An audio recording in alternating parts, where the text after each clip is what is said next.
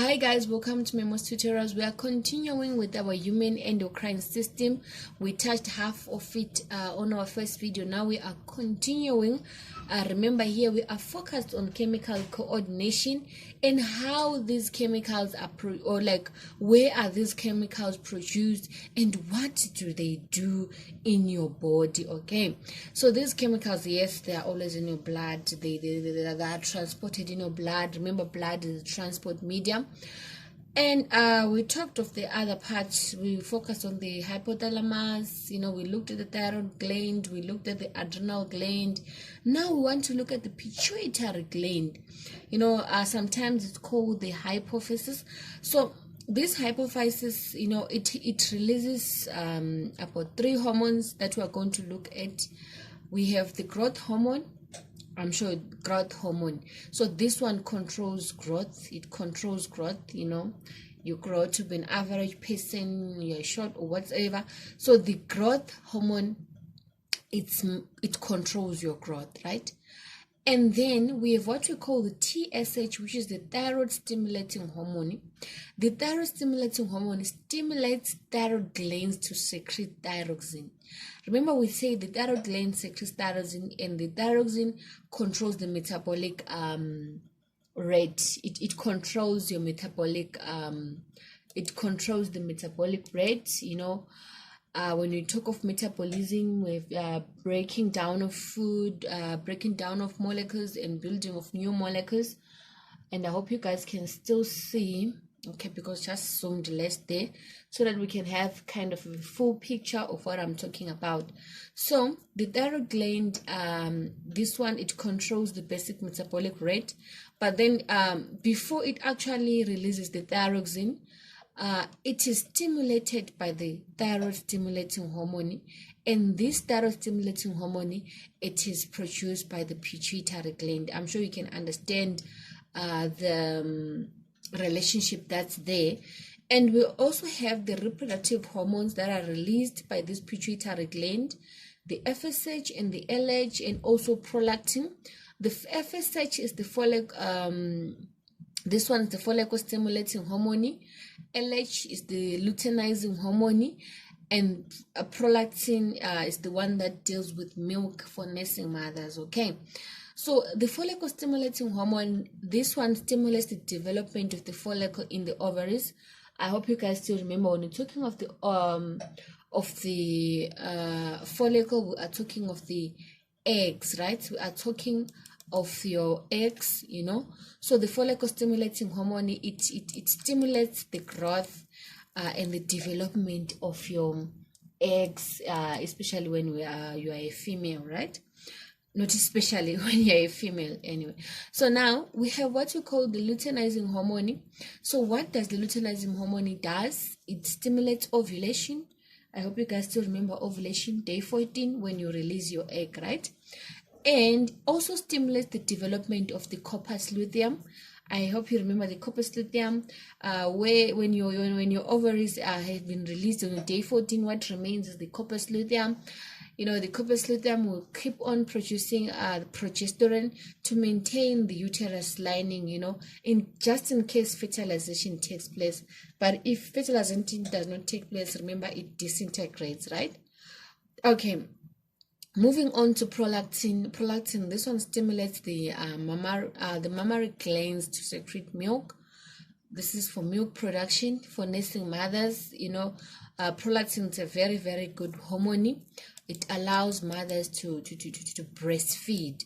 So if you're having issues with the pituitary gland and less prolactin is released, your milk will dry out quickly, which is something that is not so good. So with that being said, now we are moving on to the pancreas. I know you guys are familiar with the pancreas. We've done digestion before, and the pancreas releases a lot of enzymes, but then now under the endocrine system, we're just looking at the hormonal state of the pancreas to say, hormonally, what does it produce? What does it release? It releases what we call the glucagon. So glucagon, what does it do? This glucagon stimulates conversion of glycogen to glucose. It actually increases the blood glucose levels, and this happens usually during the fasting periods. You are not eating anything, you are not getting any glucose supplies anyway. So what happens, the excess glucose that we have ate before, it's that was converted to glycogen, it's converted back to glucose, and you start utilizing it.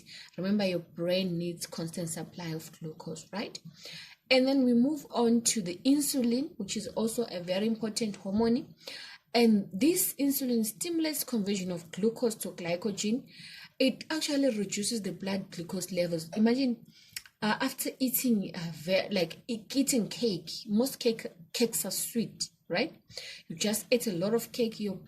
If we had no insulin, trust me, your blood glucose levels, they would go ridiculously high, and everything will just be upside down. Remember, your internal body environment has to be maintained at the same level, right? There's a certain amount of sugar level that we tolerate. Anything beyond that, now you are sick, or anything below that, now you are sick. So this insulin does a great job in maintaining the normal glucose levels. If the glucose levels they've reached the maximum, they will be converted into glycogen, right? I'm sure you have come across people that are suffering from sugar diabetes, and they are injecting themselves insulin. What's the main function of insulin? Is to convert excess glucose into glycogen. And what does the glucagon do? In case when you are fasting, there is no any supply, now your sugar levels are too down, the pancreas again will release the glucagon to bring back the glucose levels to normal, right? I hope you guys understood that one. And then we move on to the testes. These are only found in males, right? So these are the reproductive hormone. They produce reproductive hormones, which is testosterone. This testosterone stimulates the maturation of sperm cells. It stimulates puberty in males. It's what makes males males. Okay, in other terms to say. So if you have testosterone, I will see your voice starting to deepen. Your shoulders are developing in a different way from a female. It's just because of this testosterone, and now your sperms, they start to mature because of this testosterone hormones. So it's the one that actually makes when we're boys and girls under the age of 10, you dress them the same way, you won't even be able to differentiate which one is a boy or a girl. But as they develop in puberty, that's when the testosterone hormones, now they will start differentiating them to say, okay, this is a boy.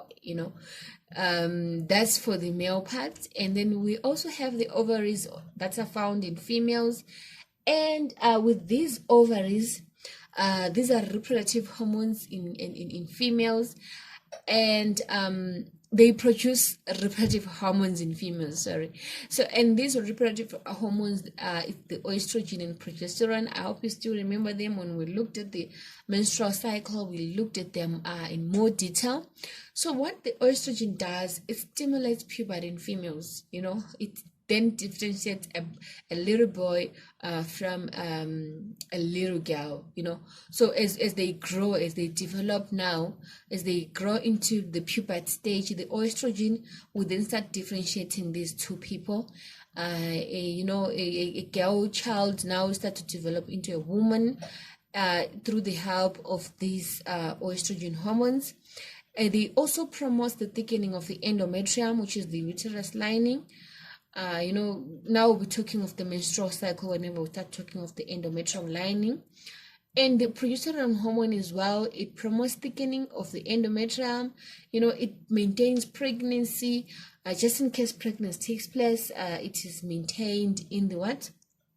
It is maintained by the help of these female reproductive hormones. Okay, so we'll leave it here for today, and on our next concept, on our next video, we'll be looking at the negative feedback mechanism to say, how then do these hormones work?